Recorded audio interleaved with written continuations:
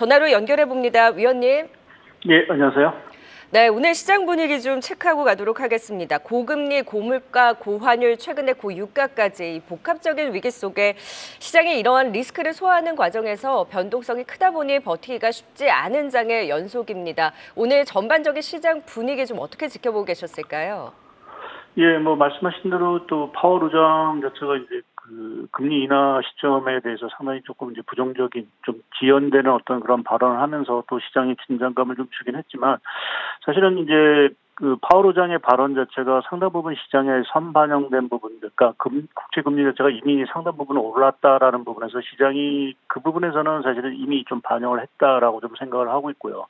거기에 이제 조금 다행스러운 건 저희가 일요일 날 이제 이란의 이스라엘 공격으로 해서 유가가 급등하지 않을까라는 이제 우려가 계속 잠재 있었지만 다행스럽게 아직 그 별다른 이제 이스라엘의 반격이 없으면서 유가도 좀 안정을 좀 유지를 하고 있다라는 것이 전체적으로 오늘 시장의 흐름에 조금은 좀 긍정적인 영향을 좀 미치고 있고요.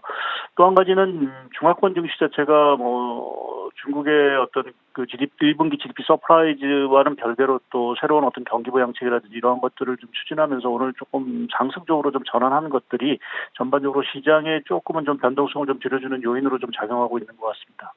네, 여러 가지 미국 증시부터 또 중국에 대한 영향까지 오늘 하방에 대한 변동성이 완화되기는 했지만 계속해서 좀 불안한 또 리스크에 대한 경계 심리는 살아있는 상황이죠. 다행히 오늘도 원달러 환율이 하락을 하면서 외국인의 매도 규모도 주춤하긴 합니다만 잘 선물 시장을 중심으로 한 외국인의 매도 압박이 여전히 이어지고 있는 상황이거든요. 과연 외국인의 이 한국 시장에서의 자금 이탈이 지속이 될 것인지 그런데 또 전일 삼성전자를 보면 외국인의 매수가 이어졌다는 점이 굉장히 고무적이었기 때문에 외국인 수급에 있어서 예단하기가 쉽지 않은 것 같습니다. 수급에 대한 향방은 어디에 좀 방점을 두고 지켜보실까요?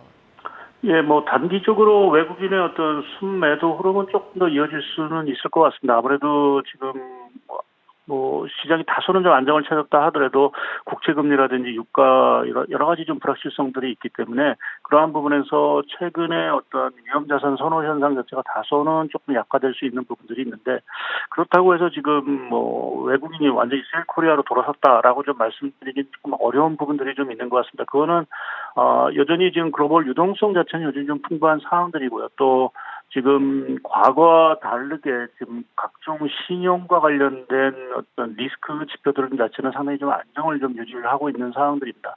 거기에 오늘 IMF도 뭐 발표를 했지만 사실은 올해 성장률이 당초 예상보다도 한 0.1%포인트 이제 상향 조정되는 이러한 흐름들. 그러니까 특히 이제 미국은 뭐 경기 여전히 양호하고 중국이라든지 유럽 쪽의 경기 자체가 좀 바닥을 회복하고 있다라는 어떤 그러한 신호들이 좀 잡히고 있는 부분들이 있어서 그렇게 보면 그 글로벌 자금의 어떤 위험 자산 또 주식이라든지 또 원자재라든지 이러한 쪽의 어떤 자금 흐름은 좀 더 유지가 될 거로 좀 보고 있습니다. 그래서 그러한 측면에서 보게 되면 뭐 단기적으로 외국인 자금 자체가 숨고르기 있다 하더라도 추세적으로 보게 되면 전체적으로 좀 뭐 바이코리아 부분의 흐름 자체는 좀 이어지지 않을까 좀 보고 있습니다.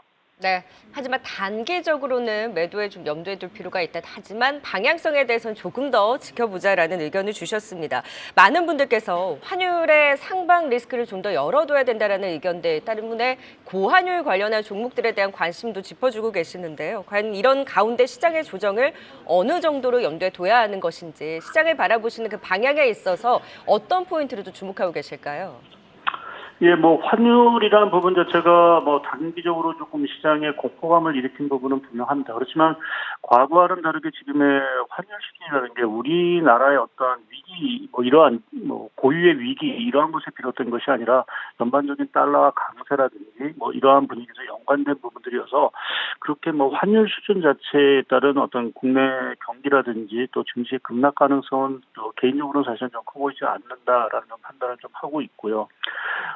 이제 뭐 향후에 뭐 유가라든지 뭐 또 추가적인 변수가 있긴 하지만 지금 말씀드린 대로 글로벌 경기와 조금 개선에 대한 흐름이 있다라고 하고 거기에 따라서 우리나라 수출과 관련된 물론 다 모든 종목이 좋은 부분들은 아니긴 하지만 반도체라든지 자동차 이러한 부분의 수출은 여전히 양호한 상황들입니다. 거기에 말씀하신 대로 어떠한 환율 효과까지도 사실은 붙어준다라고 하면 오히려 단기적으로 봤을 때는 수출주에는 조금 호재로 좀 작용할 수 있는 가능성이 있다라는 쪽에 좀 생각을 하고 있어서 증시의 어떤 추가 조정이라는 부분 자체는 유가 이러한 변수도 남아 있긴 하지만 여전히 조금은 뭐 그렇게 큰 폭의 조정을 예상할 단계는 일단은 아니지 않느냐라는 좀 생각을 하고 있습니다.